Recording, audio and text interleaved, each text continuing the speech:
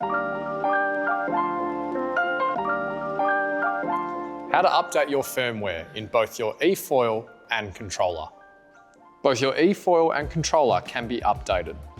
The eFoil has 2 chips in the Flite box that can be updated in both the eFoil version and the software version. Before starting, ensure that your phone, Flite cell and controller each have more than 20% charge. You must have strong Wi-Fi or mobile data connection. The eFoil needs to be powered on, battery inserted, lid closed, and ensure the controller is turned off.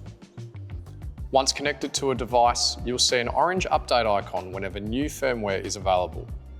Once the update begins, the LEDs will turn green. During an update, ensure your phone stays close to the board and the lid remains closed throughout the update. Do not use other apps, answer calls, or switch screens. Interruptions can cause the update to fail. For a pro tip, keep your phone active while the update is complete and avoid auto-locking. Once the process finishes, you'll see a confirmation, the eFoil will restart, and the eFoil startup sequence will initialize. The app will auto-connect to the device, and once established, the eFoil lights will return to purple. Regular updates improve performance and unlock new features.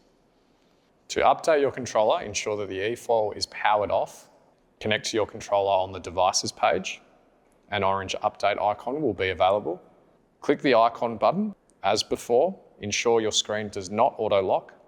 Once the update is completed, it will tell you that it has been successfully done.